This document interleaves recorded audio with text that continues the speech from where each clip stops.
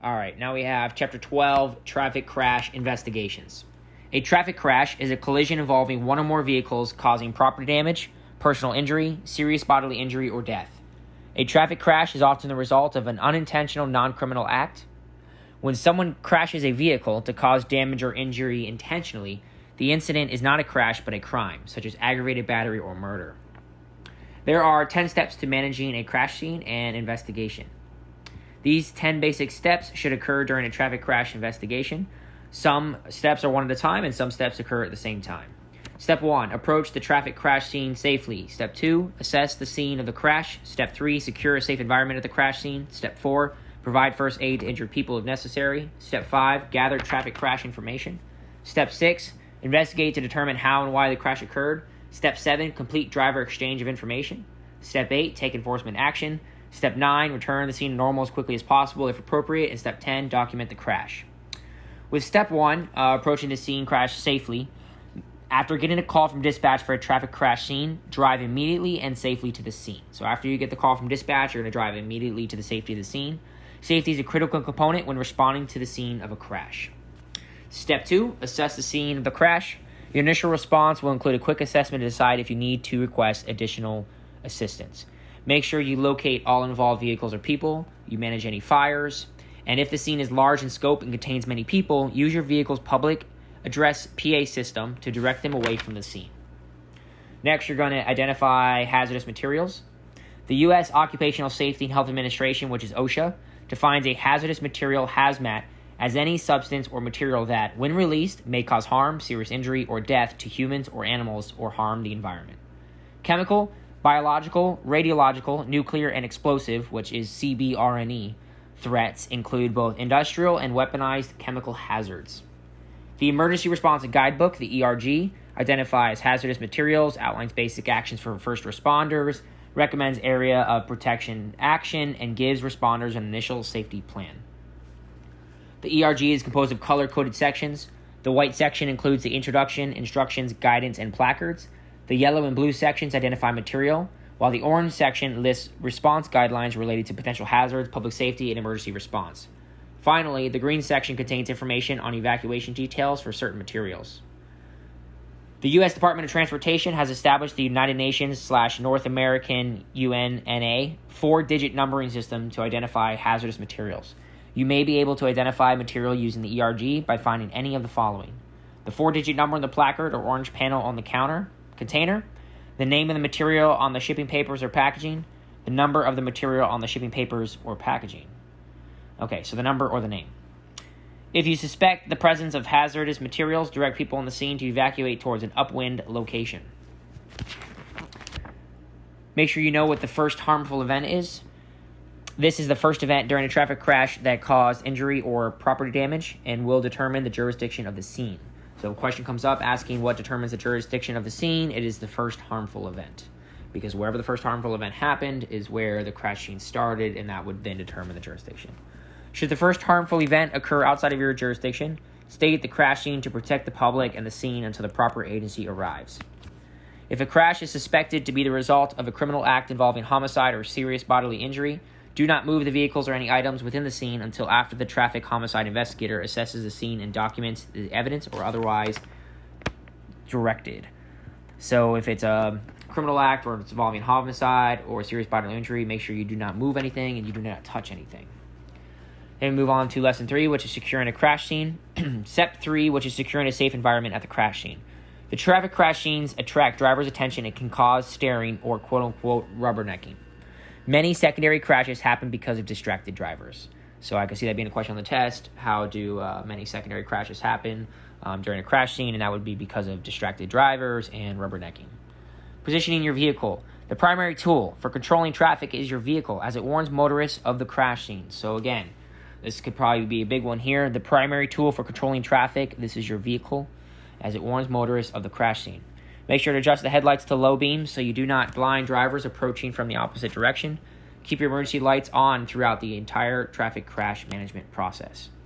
When it comes to personal safety, a flashlight with a wand attachment and reflective gloves will increase your visibility. So if they ask questions about what is the primary tool for controlling traffic, that is not the wand and the flashlight, that is your vehicle.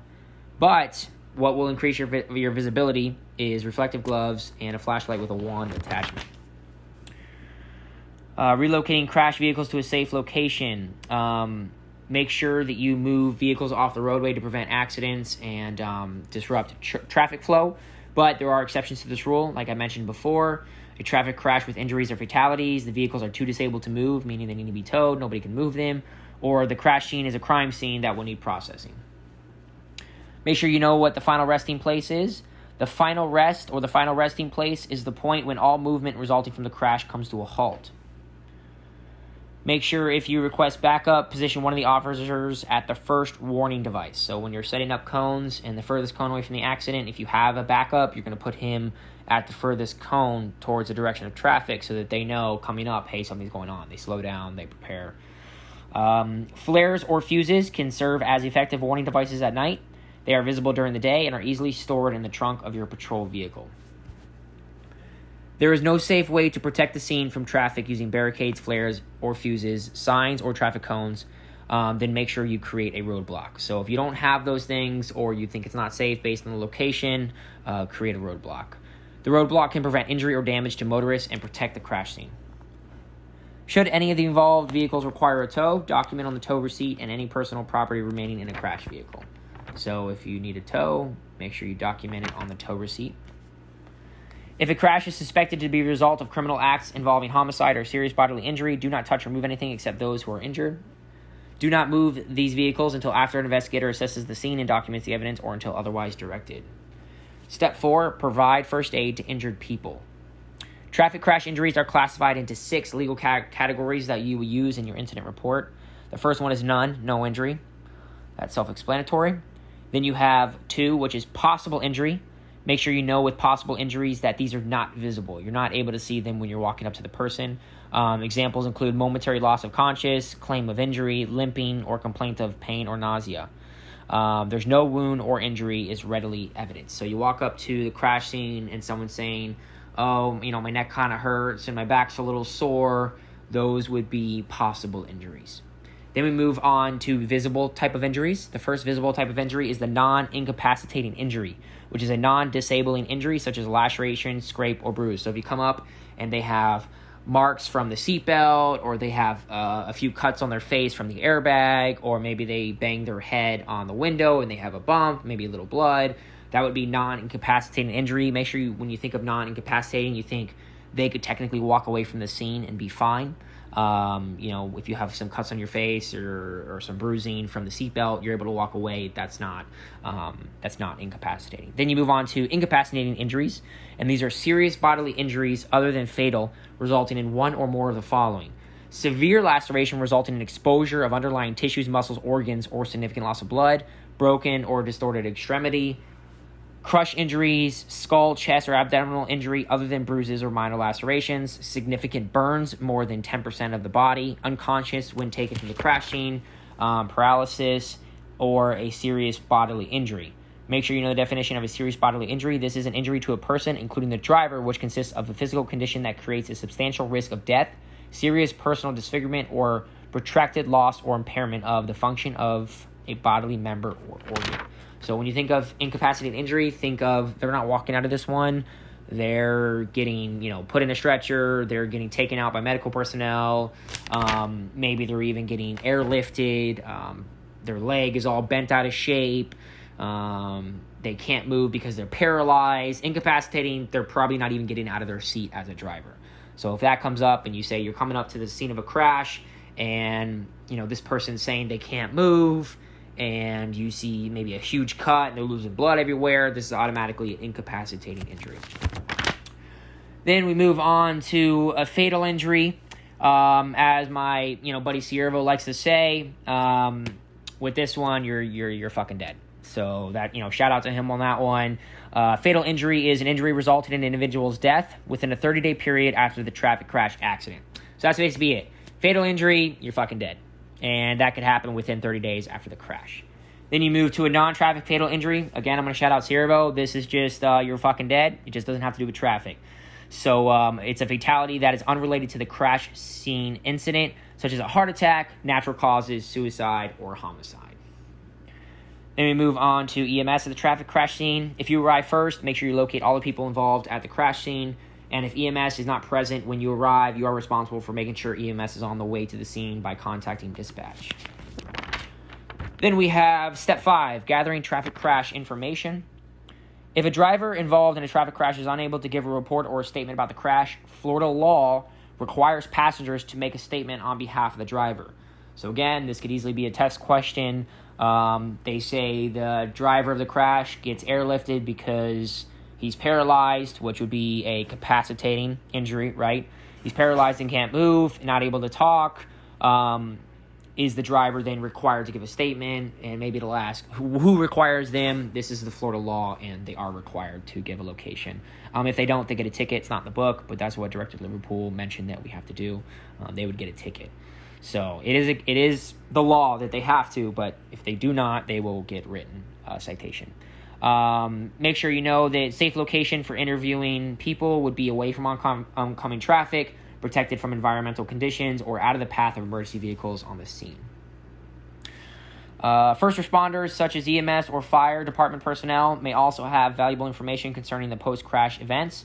For example, people involved in the crash may have made spontaneous statements about the crash in their presence. So if this comes up on the test, it'll probably be framed in such a way where they say, the victim of a crash or the driver of a crash made some spontaneous statements about the crash.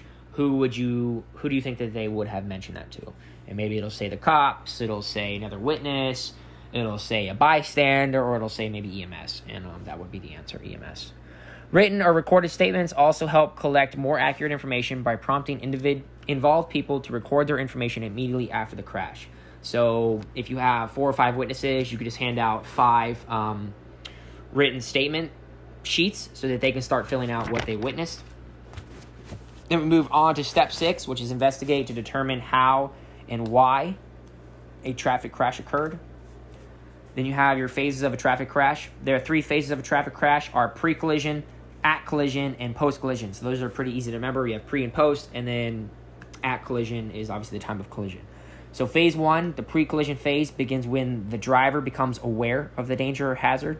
So phase 1, pre-collision, you become aware of the hazard. You're like, oh shit, a car just pulled out in front of me. Then you have phase 2, the at collision phase, begins when the time of initial impact or contact. So it's, oh shit, I became aware from phase 1 of that car pulling out. And then it's double, oh shit, I just hit the car because I couldn't get out of the way. And then 3 would be the real shit, is when you see the car. That's phase 1, you're aware of it. 2, you're not getting out of the way, you're nailing the car, you're hitting that impact. And then phase 3 is disengaging from that impact and wherever you're ending up. So you hit that car and maybe you go off into the side of the road and you're just trying to control your vehicle at this point. That would be phase 3, which begins by the disengagement. And then, kind of the post-crash, what happens. So we'll go through these phases. So again, phase 1 is becoming aware of the danger. During phase 1, you have the point of perception. And this occurs when the driver becomes aware. Like I said, the car is pulling out. That's your point of perception. You see the car pulling out in front of you. Your reaction time is the length of time between the point of perception and the beginning of the evasive reaction. So think in order. You have your point of perception. You see it pulling out. As soon as you see it pulling out, from the time you turn the steering wheel, that's your reaction time. So let's just say you see it, and then you process, oh man, I gotta get out of the way, and then you turn your wheel. As soon as you turn your wheel, that stops that time. So let's just say it takes you 3 seconds from the time you notice it to the time you turn your wheel. That is your reaction time. Then you have your invasive action. This is any action the driver takes to alter the speed or direction of the vehicle or to avoid danger or hazards, such as applying the brakes, turning the steering wheel, or moving the vehicle out of the way. So if you're turning your steering wheel to get out of the way, that would be evasive. If you're braking, anything else you'd be doing. So the point of no escape is the point in time when the crash is inevitable, regardless of the evasive action taken. So let's walk through phase 1 here. First, you hit that point of perception. You see that car pull out right in front of you. Then your reaction time is from that point you saw it to the point you start turning the wheel. And when you're turning your wheel, that's evasive action. And the point of no escape is you turned your wheel, you're trying to evade, you're pressing on the brakes, you're turning your wheel, but you're 2 feet away. It doesn't matter how much you turn your wheel, how much you brake, you're going to clip that car. That becomes the point of no escape, where you know you're going to hit it and you're just doing your best to, lower the chance of, a big crash, for example. Then we move on to phase 2.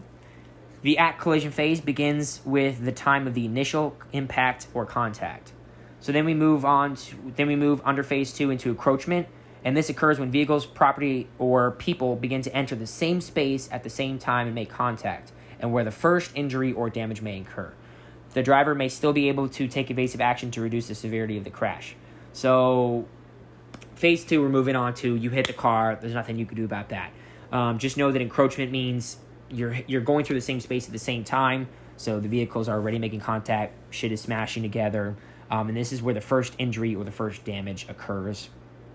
And you can still take evasive action at this point. Like I mentioned previously, you can continue turning the wheel, you can continue braking, and that will reduce the overall severity of the crash. Then you have maximum engagement, and this is the point at which the vehicle's property or people crush together to the greatest extent. So if you ever see two things smashed together, you see that point of what they call maximum engagement, where the max crumpling has happened, the max contact has happened, and then things start separating. So right to that maximum point where shit is at its greatest heat, that would be maximum engagement, and then it disengages from there, which is phase 3. The post-collision phase, which is disengagement, begins when the vehicle's property or people separate, either naturally or from post-crash intervention by a person. So under phase 3, you have a second impact, which can occur in chain reaction collisions or when one vehicle glances off another into the path of a third vehicle or object. So you hit this car, you're at the point of no escape, you hit it, you have your encroachment when they enter the same space, you have your maximum engagement of impact, and then you glance off and you go out of control and you hit another car. That would be a second impact, which would be under phase 3. So let's walk through all these 3 phases real quick as an example. So we have an example here. You're driving, you see somebody pull out in front of you, you became aware. That's phase 1. That is your point of perception, is when you become aware of the danger. Then you have your reaction time, which is, oh shit, car just pulled out in front of me, I need to start evading. That's your reaction time. Then you take your evasive action, whether it's braking or turning. That's your evasive action. Then you have your point of no escape, like, oh man, he's 3 feet in front of me, doesn't matter how much I turn this wheel, I'm still going to hit him. That's the point of no escape. Then you come into your phase 2, where you're making that impact, and that's encroachment. When you're making that impact, when things start to enter the same space at the same time, that's when your first injury or damage occurs. Obviously, because as soon as you hit, your neck starts snapping, shit starts hitting you in the face. Then you have your maximum engagement of things crumpling as much as they can. And then you have your phase 3, where shit starts disengaging and they start separating. And then you can have a second impact where, like I said before, you were turning out of the way and then you end up hitting that car next to you. That would be your second impact / chain reaction. Then we'll move on here to vehicle dynamics during a traffic crash. Vehicle dynamics refer to vehicle movement during and after a collision. So again, vehicle dynamics, that is vehicle movement during and after a collision. Then you have the area of collision, 100% going to be the test, no doubt. The area of collision, the AOC, is the location of the first harmful event or the first damage-producing event in a traffic crash. So remember here we have our first injury or damage. That is under encroachment, but this is not that. This is the area of collision, which is the location of the first harmful event or the first damage. So the AOC kind of determines when that first contact is made.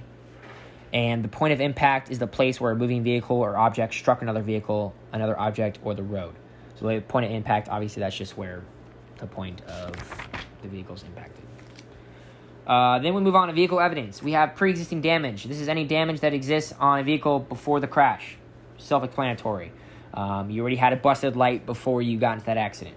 Then you have contact damage. This is any damage that did not exist on the vehicle before the crash. So this is the damage that obviously is caused from the accident. You slammed into the back of the person and their bumper is all screwed up now. That is contact damage. But that taillight that was already out would be pre-existing damage.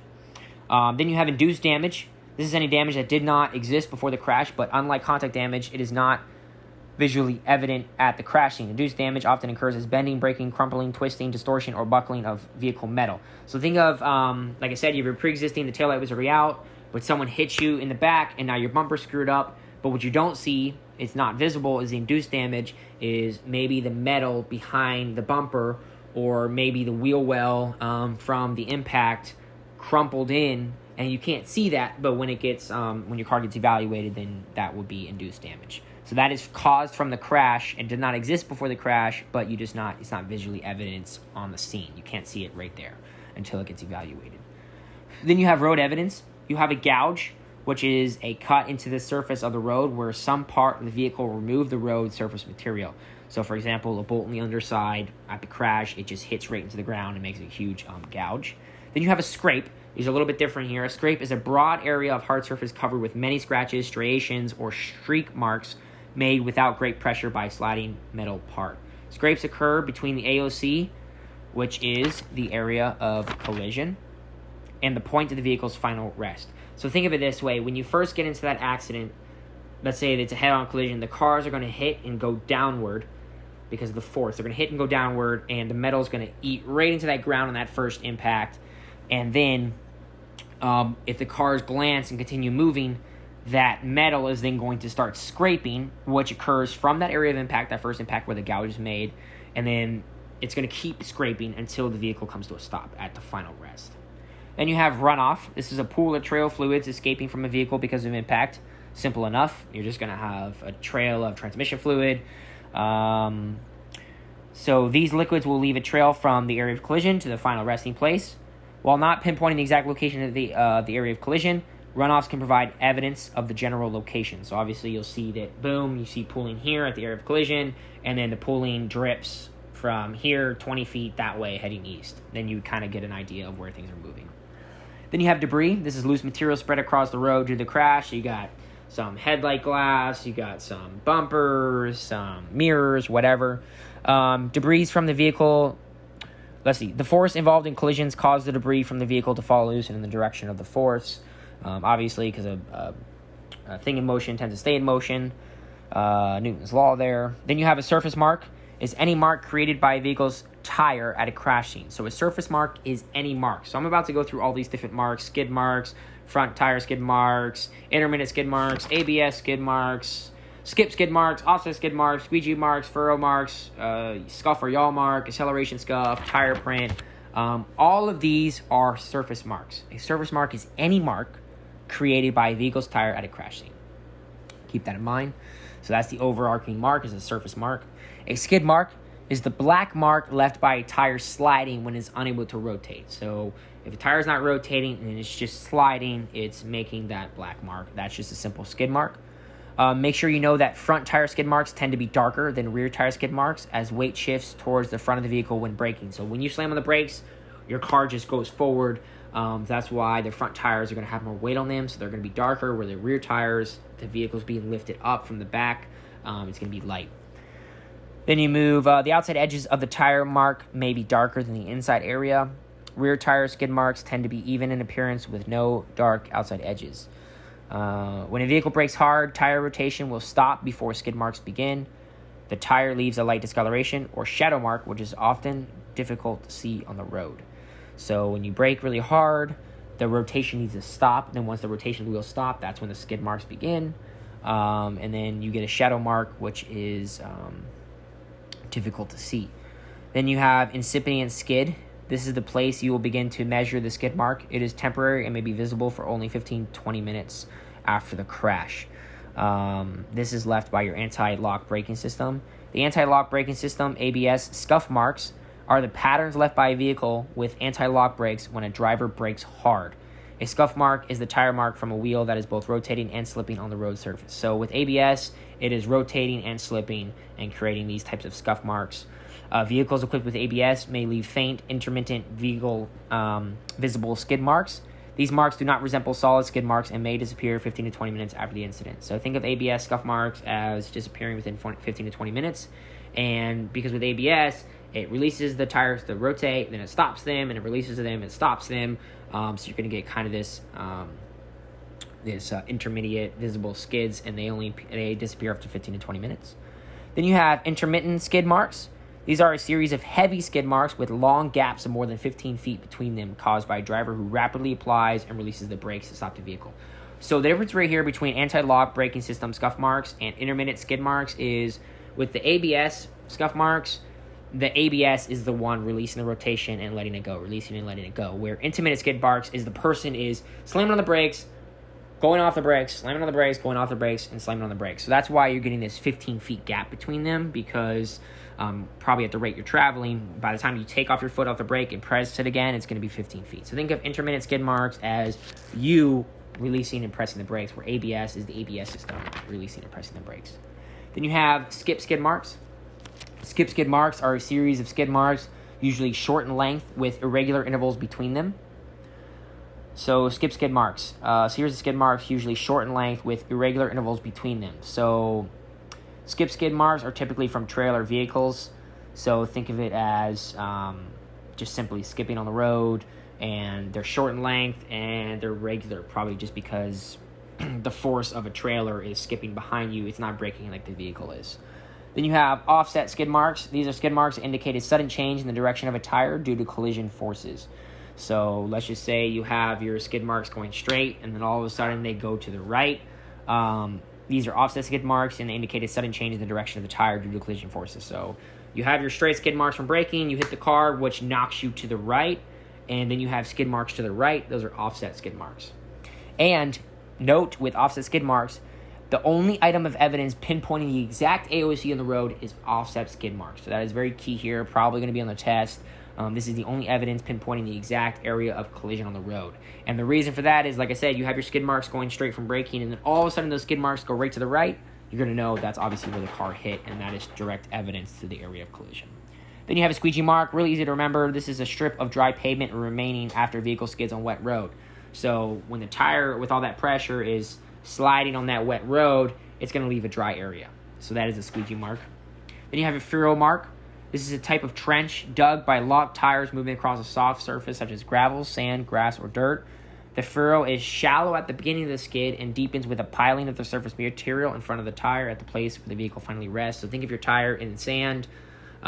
It starts collecting sand as soon as you go, so it's not very deep. But by the time you go 10 feet, you're collecting 10 feet worth of sand in front of your tire.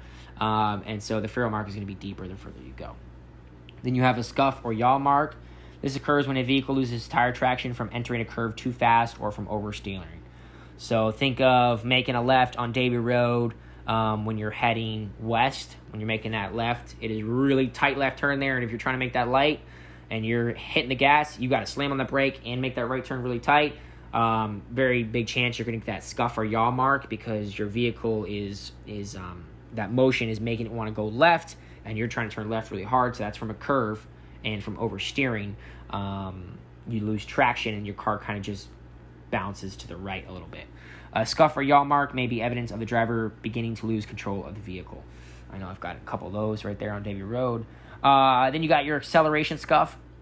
These marks result from rapid acceleration from a stop, causing the tires to produce gradually fading dark tire marks. So I would think of this as, if you're trying to drag race and you hit the gas really hard, your tires are going to spin out first and then go. You're going to have, they're dark in the beginning, and then they eventually fade into nothing, right? So think of acceleration marks as you're taking off. Then you have a tire print. This is a mark left by a tire rolling over a soft material such as sand or dirt, or rolling through a liquid on a hard surface such as oil, which leaves an identifiable pattern matching the tread of the tire. So this is not any crazy sliding or moving or yawing. This is just a simple, you're driving through the sand at 5 miles an hour and it leaves a nice little tire print, and then that's how they identify your tire, maybe your vehicle. Photograph the traffic crash scene. Photographs serve as a true and accurate depiction of the crash scene. Photograph the crash scene immediately after the emergency is under control, but before someone can disturb the evidence or alter the scene. So remember, you're going to photograph immediately after the emergency is under control, so first aid, whatever. But you do it before someone can disturb the evidence or alter the scene. So before you move the vehicles or tow them, you're going to make sure to photograph. Make sure to photograph all corners, all sides, and approach paths, and the area of collision. So you're going to get all the corners, the sides of the vehicle, the path that it was moving on. You're going to get a picture of the tire tread marks, the area of collision. You're just going to photograph everything, basically. Then we're going to move to measure the traffic crash scene. After photographing the traffic crash scene, take measurements to document distances, locations, and the length of tire marks on the roadway evidence. A field sketch is a rough drawing of the scene. Then you have your driver information exchange. Step 7, complete driver exchange of information. Explain to the drivers involved in the crash that state The law requires them to complete the form and then exchange the completed forms with each other. Okay. The officer is also responsible for submitting the report within 10 days if it meets the criteria outlined in Chapter 316 of the Florida statutes. If the officer is not present, Florida law requires drivers to exchange information and report the information to the Department of Highway Safety and Motor Vehicles within 10 days of the traffic crash incident. So just remember, they're both 10 days. So any question about submitting reports or submitting a driver exchange, whether you do it or the people at the accident do it, it's 10 days. Then we have Step 8, take enforcement action. You have a contributing traffic violation. A contributing traffic violation is a violation of a direct cause or contribution to the traffic crash itself, such as a vehicle running a red light and striking another vehicle. These types of violations include, but are not limited to. So with contributing traffic violations, think of this is why. Contributing traffic violations are basically why you got into that accident. You ran through a red light, you're driving while texting so you didn't see it, you ran a stop sign so you hit somebody, you're driving carelessly, you're texting while driving, improper pass, defective equipment, like you didn't have, maybe your turn blinker doesn't work, so you turned and then you nailed somebody, violating the right of way. So contributing traffic violations are the reason why you got into the accident. Then you have non-contributing traffic violations, and these violations have no direct bearing on the cause of the traffic crash, and it's something you discover during the investigation. So examples include expired license plate, driver's license violations, lack of insurance, or seatbelt violations. So think of contributing as why the accident occurred, and then not contributing is like, you know, this guy got into an accident, whatever, he ran a red light, but then you see that his license is expired, his license plate tag is expired, you're going to write extra citations. So think of non-contributing as extra citations to the person for not following normal traffic stuff. Then you have non-traffic violations. This violation is a criminal offense discovered during the traffic crash investigation. An example would be a quantity of cocaine discovered while taking inventory or an outstanding warrant. So non-contributing are things that happen to do with roadway violations, so license plate, driver's license, seatbelt violations, where non-traffic is criminal, and that's drugs, illegal weapons, warrants, things like that. In addition to uncovering the primary violation, you're responsible for detecting other violations drivers may have committed and taking appropriate law enforcement action. So obviously the primary violation, and then you have these non-contributing violations such as an expired tag. Okay, then we have prima facie evidence. This is sufficient evidence to establish a fact or raise a presumption unless someone disproves or rebutes it. Then we have step 9, return the scene normal as quickly as possible if appropriate. Florida law requires drivers of operable crash vehicles to move their vehicles off the road. So if this is not a crash scene, people didn't die, or it's not really bad, serious bodily injury, then Florida law requires drivers of these vehicles to move their vehicles off the road. If, of course, they're operable and they're able to be moved. Before leaving the scene, scan the area and make sure you have retrieved and stored all equipment. Finally, verify that the road is safe for normal traffic flow before removing any traffic redirection equipment. Then we have lesson 10 here, complete a traffic crash report.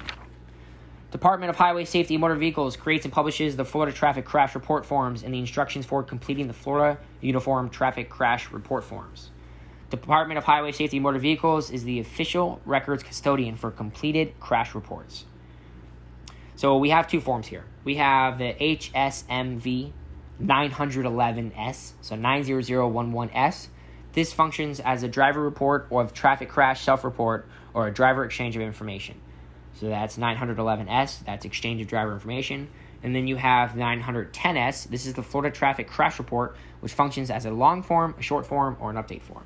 So think about driver exchange information as 911, and then you have 910 as your long form, your short form, or an update form for just your normal crash report. So you're doing this traffic crash report, it's whether it's a long form, short form, an update form, this is 910, and then think of 911 as a driver exchange of information.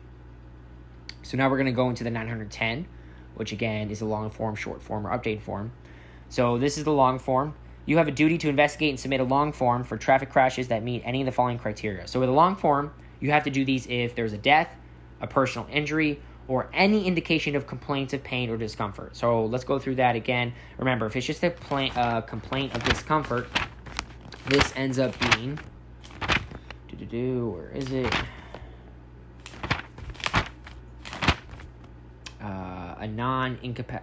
Possible injury. So if we're having someone just complaining of pain, oh, my neck kind of hurts, that's a possible injury. Remember, that's not visible. But this also includes death of and injury. So with a long form, you have death of, injury, or complaints of discomfort. You have to do a long form. If the driver left the scene, if the driver drove while under the influence, if the vehicle was rendered inoperable, so it needs to be towed, if a commercial vehicle, motor vehicle was involved. So think of commercial vehicle as CDL, commercial driver's license. So they're driving, a gasoline truck or a semi. These would be commercial vehicles. So if that's involved, you have to do a long form. And just know with a long form, there's an event section, which crash report fields or characteristics sections, vehicle section, personal section, narrative section, and diagram section. So it kind of has them all. And then there is the driver reexamination or medical review. If you believe that a driver has a physical or mental impairment, indicate that on the person page on the long form by checking recommended driver reexam. So again, if you need a reexamination because maybe you think this person is more blind than they really are, or they're too old to be driving, or some sort of physical impairment, you're going to make sure that's on the long form. It's going to be on the person page because it has to do with the person. And then you're going to check the box that says recommend driver reexam. And then we're going to go to here with the reexam. You're going to request a report driver for medical review in David. This is the preferred method for requesting a reexamination or medical review of a driver in addition to requesting the long form. So on the test, you can mark it on the long form under the recommended driver reexam, but you're also going to submit a request report driver for medical review in David, and this is the preferred method for requesting the reexamination.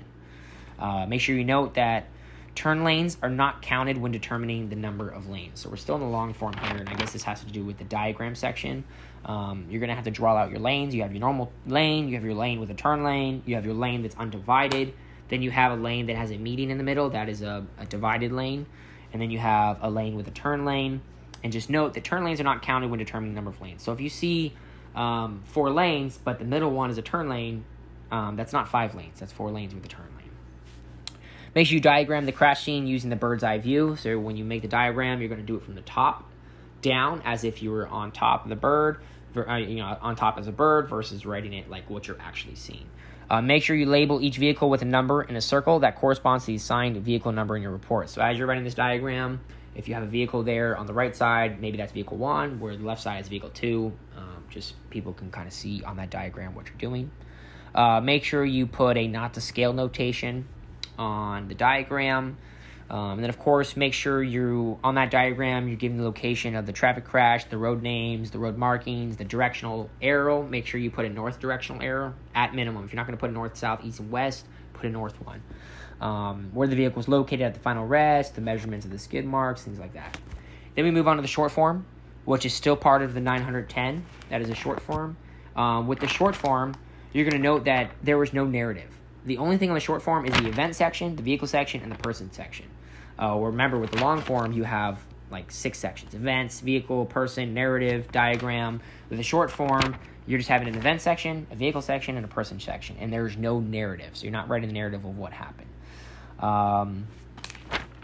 Use the short form to report other types of traffic crashes that do not require the long form. So anything that does not require the long form automatically is the short form. So again, with the long form, you have death, injury, complaints, the driver left the scene, under the influence, the vehicle doesn't move and needs to be towed, a commercial vehicle. If it's none of those, it automatically is a short form. Then we have the 910S update form. You must update all open traffic crash investigations every 30 days until you close the investigation. So I guess if you have one, every 30 days you have to update it somehow. Ways to update it would be new or updated information of blood alcohol content, BAC results, insurance information, any injury status change, hit and run follow-up information, or corrections to the original report. So that is the 910 update form. And remember, with the HSMV 910S, that is your crash report form, and that's long, short, and update, where the 911S is just your driver exchange of information. Then we're going to move on to the last lesson here in the book, which is Lesson 11, Managing Unique Traffic Crashes.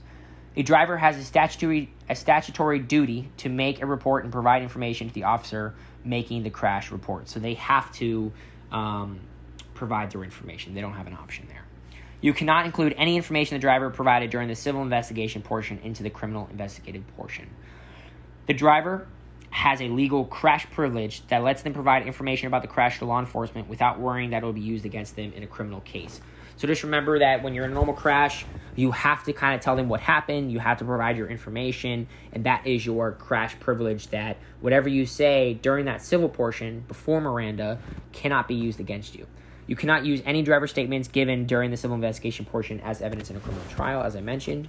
When you tell the driver that your investigation is changing from a civil to criminal one, their crash privilege ends. This is known as changing hats. So remember, if the test question comes up, you realize during your civil investigation of this traffic crash that there is a criminal portion to it, what do? You actually have to inform the person, hey, this is no longer a civil matter. This is actually a criminal investigation. I'm changing hats now. You are no longer free to leave because I'm detaining you, and I'm now reading you Miranda rights. And then once I read you those Miranda rights, now we can talk about the investigation from a criminal perspective, and then anything you use at that point can be used against you. So remember, changing hats is going from your civil hat, from a civil crash, to realizing it's criminal. You're putting on that criminal hat. That is changing hats. Hit and run vehicle crash. If one of the vehicles involved in a crash leaves the scene, consider this a hit and run. Based on the elements, this may be a misdemeanor or a felony. Crash privilege does not apply to hit and run suspects. They are not protected under this rule. As a result, you would read Miranda rights to the suspect before you start an interview. So if you find a hit and run suspect, maybe a mile or a few miles down, you're not going to start questioning them about the accident. You're automatically going to read the Miranda and then start your interview. So remember, hit and run, automatically criminal. You're automatically reading the Miranda before you say anything. Traffic crashes involving unattended vehicles or property. You should make sure to identify the owner of the vehicle and notify them of any damage. A traffic crash can also damage roadside property, such as fences, mailbox, things like that. Make sure you try to notify the owner. If attempts to locate the property owner fail, leave your contact or driver exchange information on the damaged property on the door, or send a registered letter to the owner. Then you have single vehicle crashes. Often there is a wheel witness who can establish what happened and identify that the person standing at the scene is the same person who got out from behind the wheel of the vehicle after the crash. You may also see evidence inside the vehicle, such as interior damage or skin and blood on deployed airbags that is consistent with the person's injuries. If you cannot locate the driver or a crashed vehicle involved in a felony, consider using a canine team to track the driver's scent from the seat of the vehicle to a potential suspect. So with single vehicle crashes, your sole focus is to basically prove that the person was the one who was driving the car. Even if there's only one person there, you can't just say, yeah, there's only one person, so they have to be the driver. That's not how it works. You got to find some sort of evidence to prove that they were there. Preferably, you want a wheel witness, which is someone who was driving along them, or a bystander that saw that person actually driving the car. And then, of course, if you can't find the person, then maybe get a canine dog to track the seat of the car to maybe where they ran off to. Then we have traffic crash involving a fatality or serious bodily injury. If a traffic crash results in life-threatening injuries or death, protect the scene as you would a crime scene. Do not move any vehicles or objects within the scene. Notify your supervisor and request a traffic homicide investigator as dictated by your agency policies and procedures. And the last little section here, driving impairment as the cause of the crash. If the crash investigation reveals that the driver may be under the influence of drugs or alcohol, end the civil investigation and change hats to a DUI criminal investigation. And that concludes Chapter 12.